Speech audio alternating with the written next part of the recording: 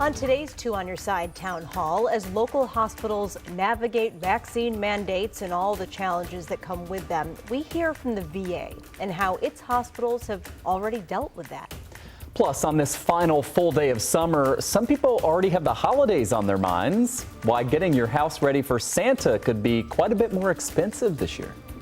And shots required. We take questions to UB about the new vaccine mandate there for games and for speakers. And we're glad you're here with us. We're going to get to all of that. But first on the show today, a vaccine milestone to celebrate here in Erie County. As of today, CDC data shows 60% of all Erie County residents are now fully vaccinated. So that's the highest rate in Western New York and better than the national average, which is about 55% of people fully vaccinated. There are vast geographical differences across America. The states with the highest vaccination rates are almost all here in the Northeast, New York among them. Maryland, New Mexico, and Washington State are the others with those high rates. On the flip side, you can see the South has the highest percentage of unvaccinated people, though the lowest rates are actually in the states of West Virginia, Wyoming, and Idaho, all three of them with just about 40% of their citizens fully vaccinated. Well, more and more businesses are requiring proof of vaccination. Of course, those mandates come with controversy. It's especially true when it comes to the government. Here in New York State, hospital and nursing home healthcare workers have until this coming Monday to be vaccinated or risk losing their jobs. And last half hour, we brought you the breaking news that ECMC will pause inpatient elective surgeries due to staff shortages, at least partially related to the mandate. The U.S. Veterans Administration, the VA, was the first federal agency to announce a vaccine mandate.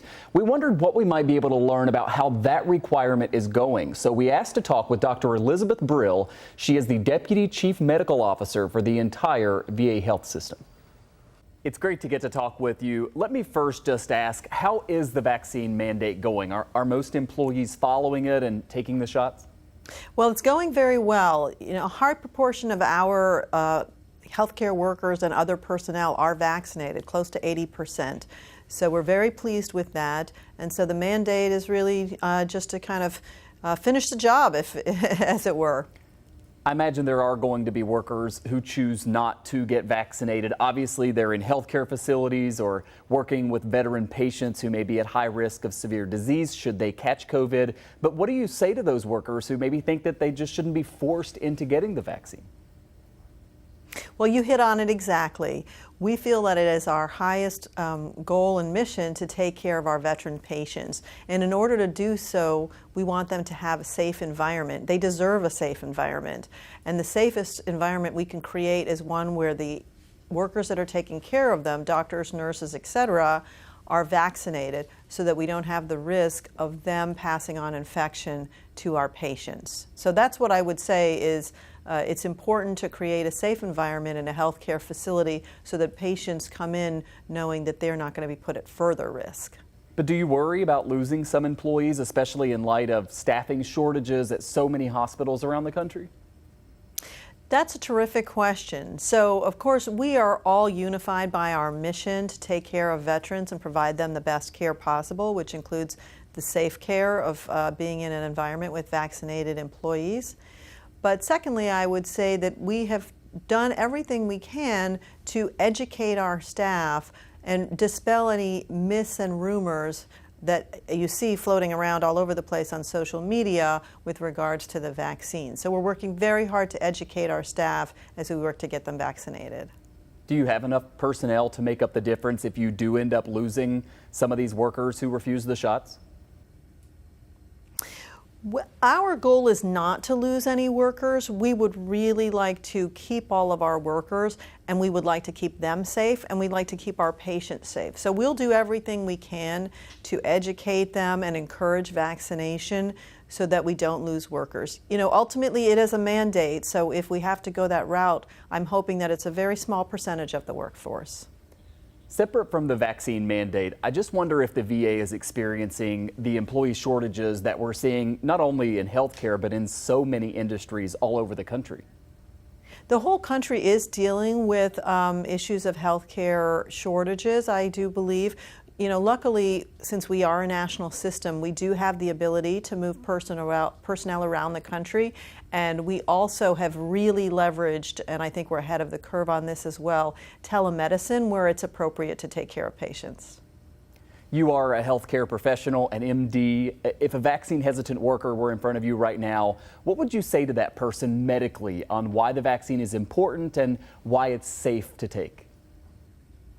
So the message that I share is the vaccine is absolutely the best way to protect yourself from severe disease and death by coronavirus.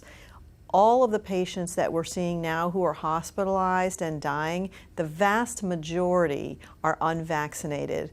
And that makes it a tragedy because it's a preventable illness and death. And what I would tell people is these are very safe vaccines.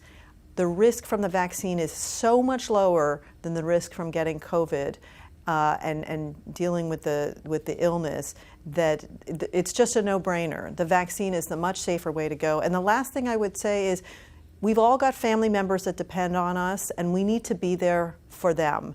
And I got the vaccine because I've got 2 children, and I don't want to leave them alone because I succumbed to the disease. So I think everyone needs to protect themselves and, you know, their family members. Finally, not only are you the Deputy Chief Medical Officer for the whole VA, you're also an Army veteran, 12 years on active duty. There are also vaccine mandates for the military. And so I wonder, do you anticipate that being a big deal for our service members, that we're going to see backlash among them? I mean, depending on where you're stationed all over the world, a lot of vaccines have been required for a long time, right? Yes, I would say in the military and also in the healthcare profession, there have been mandated vaccines for years and years. And so these vaccines are, I think, no different. They're designed to create a safe environment to reduce the spread of communicable diseases.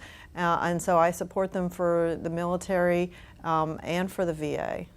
Dr. Elizabeth Brill is Deputy Chief Medical Officer for the VA, taking some time to speak with us. Thanks for your time and for your service to our country. Thanks so much. Great talking to you today. And by the way, the VA's vaccine mandate at first was just for frontline healthcare workers, and they had 8 weeks in order to become vaccinated or risk losing their job. But then it was expanded to cover almost all employees, contractors, and volunteers, so almost everybody within the VA system, which, as we know, is a huge federal department. So this is, I think, in some ways, kind of a test case of how these mandates are going to work for an entity that's that big. Yeah, it's interesting to hear her perspective and how they proceeded with it and the reasons why. And she brings such a wealth of knowledge from, the military, the VA, as a medical professional. So really good to get to talk to her. Absolutely.